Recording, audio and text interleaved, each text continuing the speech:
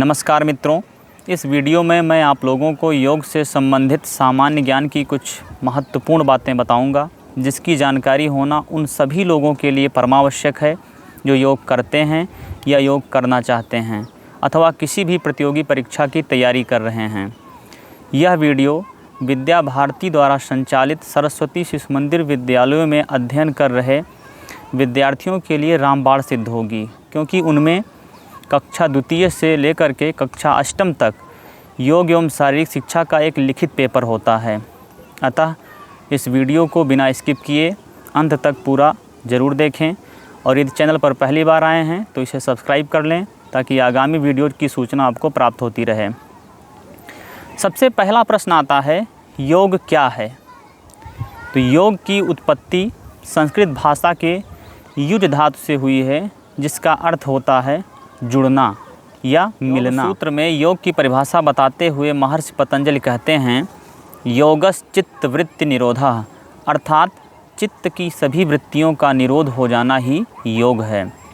गीता में भगवान श्री कृष्ण योग की परिभाषा बताते हुए कहते हैं, समत्वम योग उच्यते, अर्थात सभी परिस्थितियों में मन में समभाव बना रहना ही योग है। लाइक दैट, न सुख में सुखी होना, न दुख में दुखी होना, हमेशा चित्त में समभाव बना रहे ही योग है। तथा योगः कर्मश कौशलम, अर्थात सभी कर्मों को कुशलतापूर्वक करना योग कहलाता है। अगला प्रश्न आता है, योग का उद्देश्य क्या है? योग का उद्देश्य सिर्फ शारीरिक स्वास्थ्य अथवा मानसिक स्वास्थ्य नहीं है।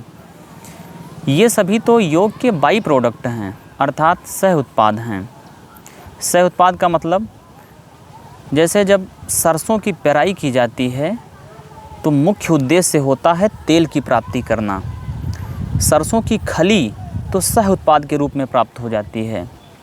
दूसरे उदाहरण के तौर पर देखें तो जैसे गेहूं की जब थ्रेशरिंग की जाती है तो मुख्य उद्देश्य होता है गेहूं प्राप्त करना। भूसा तो सह उत्पाद के रूप में प्राप्त हो जाता है गेहूं के साथ साथ। तो उसी प्रकार से योग का उद्देश्य है ज्ञान के द्वारा मोक्ष की प्राप्ति कर लेना, आत्मा को परमात्मा से जोड़ देना तथा अपने आप को ब्रह्मांड से मर्ज कर देना तथा आत्म साक्षात्कार कर लेना, अपने आप को जान लेना कि आखिर मैं कौन हूँ। शारीरिक स्वास्थ्य, मानसिक स्वास्थ्य, भावनाओं पर नियंत्रण तथा ऊर्जा के स्तर में वृद्धि, ये सब भी तो हमें सह उत्पाद के रूप में प्राप्त हो जाते हैं। अगला प्रश्न आता है, विश्व योग दिवस कब मनाया जाता है? तो विश्व योग दिवस प्रत्येक वर्ष 21 जून को मनाया जाता है। और 21 जून को ही इसलिए चुना गया क्योंकि 21 जून के दिन पृथ्वी पर सबसे लंबा दिन होता है और योग भी हमको दीर्घायु प्रदान करता है, लंबी आयु प्रदान करता है। इस वजह से 21 जून को ही चुना गया। अगला प्रश्न आता है, पहली बार विश्व योग दिवस कब मनाया गया?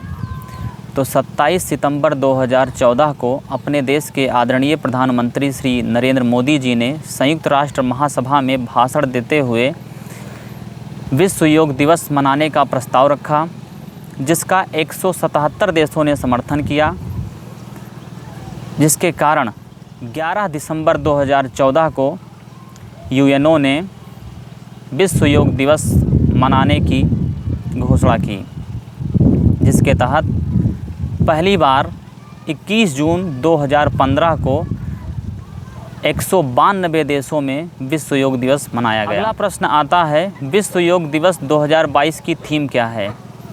तो 2022 में 8वां विश्व योग दिवस मनाया गया है, जिसकी थीम है योगा फॉर ह्यूमैनिटी, अर्थात मानवता के लिए योग। अगला प्रश्न आता है, योग के कितने अंग हैं? तो योग सूत्र में महर्षि पतंजलि कहते हैं, यम नियमासन प्राणायाम प्रत्याहार धारणा ध्यान समाधयो अष्टावंगानि, अर्थात योग के 8 अंग हैं, यम, नियम, आसन, प्राणायाम, प्रत्याहार, धारणा, ध्यान और समाधि। अगला प्रश्न आता है, आसन किसे कहते हैं? तो महर्षि पतंजलि बताते हैं, स्थिरम सुखमासनम, अर्थात स्थिरतापूर्वक और सुखपूर्वक बैठने को आसन कहते हैं। या दूसरे शब्दों में कहें तो शरीर की स्थिति को आसन कहते हैं। प्राणायाम किसे कहते हैं? तो श्वास प्रश्वास क्रिया पर नियंत्रण प्राप्त कर लेना ही प्राणायाम कहलाता है। अब प्रश्न उठता है कि श्वास प्रश्वास क्या है। तो जो श्वास अंदर खींची जाती है उसको श्वास कहते हैं, और जो श्वास बाहर छोड़ी जाती है उसे प्रश्वास कहते हैं। इसी से जुड़ा हुआ अगला प्रश्न है कि पूरक, रेचक और कुंभक किसे कहते हैं।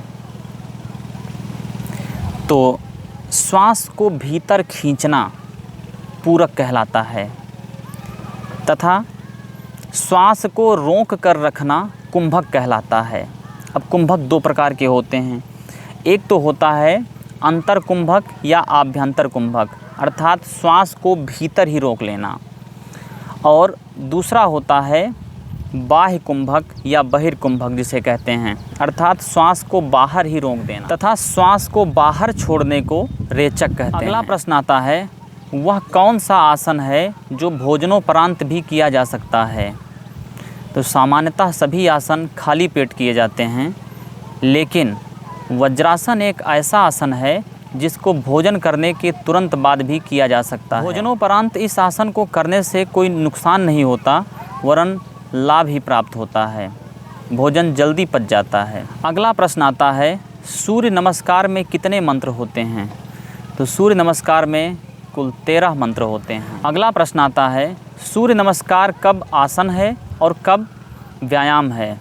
तो यदि सूर्य नमस्कार को जल्दी जल्दी किया जाए तो वह व्यायाम बन जाता है, और यदि श्वास प्रश्वास का ध्यान रखते हुए सभी स्थितियों को ठीक प्रकार से बनाते हुए सूर्य नमस्कार किया जाए तो फिर वह आसन बन जाता है। और योगा में कोई अंतर है? जी नहीं, योग और योगा में कोई अंतर नहीं है। अपने भारत देश में योग कहा जाता है, जबकि पश्चिमी देशों में योग को ही योगा कहा जाता है।